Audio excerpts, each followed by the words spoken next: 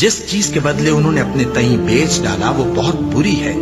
یعنی اس جلن سے کہ اللہ اپنے بندوں میں سے جس پر چاہتا ہے اپنی مہربانی سے نازل فرماتا ہے۔ اللہ کی نازل کی ہوئی کتاب سے کفر کرنے لگے تو وہ اس کے غضب بالائے غضب میں مبتلا ہو گئے،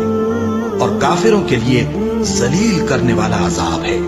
اور جب ان سے کہا جاتا ہے کہ جو کتاب اللہ نے اب نازل فرمائی ہے اس کو مانو، تو کہتے ہیں کہ جو کتاب ہم پر پہلے نازل ہو چکی ہے ہم تو اسی کو مانتے ہیں، یعنی یہ اس کے سوا اور کتاب کو نہیں مانتے، حالانکہ وہ سراسر سچی ہے اور جو ان کی آسمانی کتاب ہے اس کی بھی تصدیق کرتی ہے۔ ان سے کہہ دو کہ اگر تم صاحب ایمان ہوتے تو اللہ کے پیغمبروں کو پہلے ہی کیوں قتل کیا کرتے تھے؟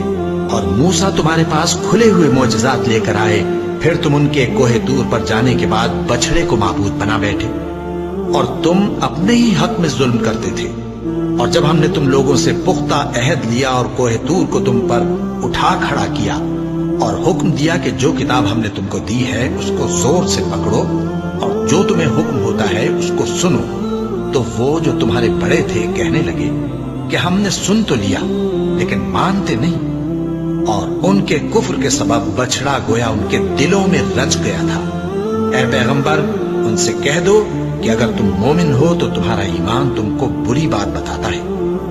کہہ دو کہ اگر آخرت کا گھر اور لوگوں یعنی مسلمانوں کے لیے نہیں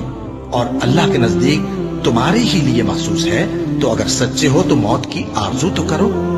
اور ان اعمال کی وجہ سے جو ان کے ہاتھ آگے بھیج چکے ہیں یہ کبھی اس کی آرزو نہیں کریں گے،